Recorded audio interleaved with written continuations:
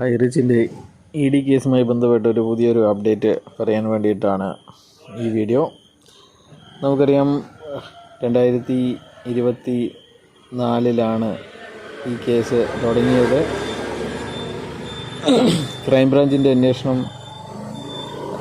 തുടരുന്നതിനാൽ, അതിൻ്റെ കുറ്റപത്രം സമർപ്പിക്കാത്തതിനാൽ ഇതിൻ്റെ മറ്റ് നടപടികളൊന്നും തന്നെ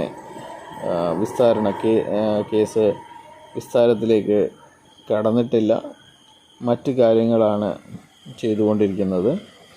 കഴിഞ്ഞ മാസം വരെ എക്സ്റ്റൻഷൻ ഓഫ് റിമാൻഡ് ആയിരുന്നു കോടതിയുടെ നടപടി ഉണ്ടായിരുന്നത്. എന്നാൽ ഇന്ന്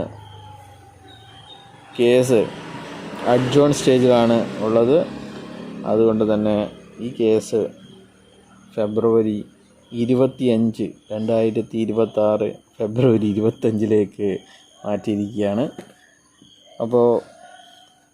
അപ്പോഴേക്കും ക്രൈംബ്രാഞ്ചിൻ്റെ അന്വേഷണം പൂർത്തിയായി കഴിഞ്ഞാൽ ഇതിൻ്റെ വിചാരണകൾ തുടങ്ങും എന്നാണ് മനസ്സിലാക്കുന്നത്. ഇതാണ് ഹൈറിച്ചിൻ്റെ ED കേസുമായി ബന്ധപ്പെട്ട് പറയാനുള്ളത്.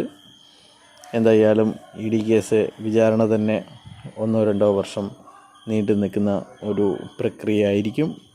നിരവധി ആൾക്കാർ, 37ഓളം കക്ഷികൾ, അതിൽ ഇവരുടെ ഏജൻസികളുണ്ട്, വ്യക്തികളുണ്ട്, ലീഡർമാരുണ്ട്, മറ്റ് CAക്കാരുണ്ട്, അതുപോലെ ഇവരുടെ ബിനാമികളുണ്ട്. 4 കോടിയും 5 കോടിയും ഒക്കെ കൺസൈൻമെൻറ്റ് അഡ്വാൻസ് എടുത്ത ആൾക്കാരുണ്ട്. എന്തായാലും 2026 2023 തുടങ്ങിയ ഈ ഒരു കേസ് 2026 കടന്നു എന്നുള്ള കാര്യമാണ് പറയാനുള്ളത്.